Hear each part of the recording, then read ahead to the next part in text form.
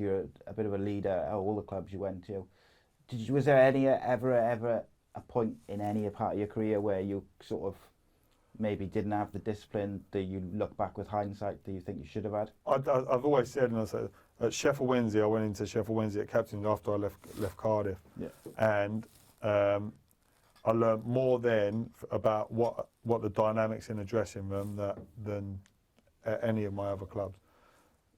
When you walked into the dressing room, there was just something not quite right in there.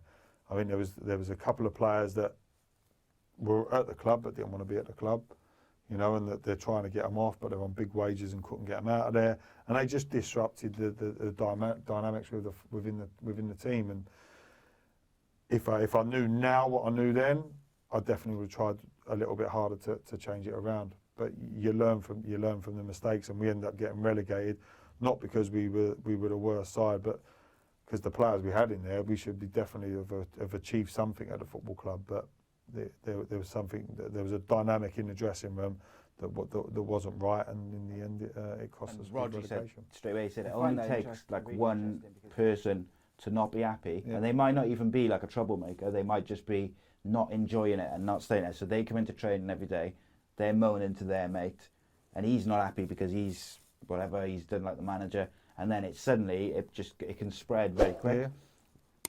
Is that the type of thing it was at Sheff Weds? Yeah, definitely. You had players that were blaming everybody else for their mistakes. Nobody sort of took ownership of what was going on within the dressing room.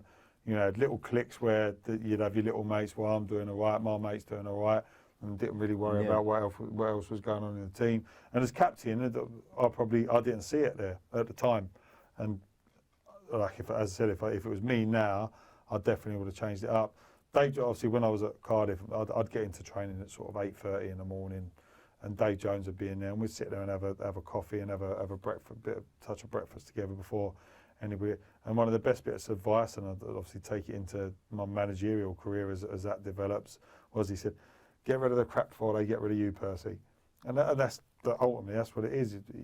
You've got to get rid of the players that you don't want within the dressing room, because if you've got a bad egg or you've got someone in there that it can upset everything that goes on within the football club.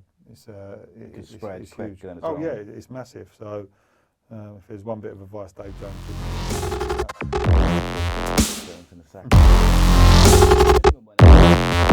would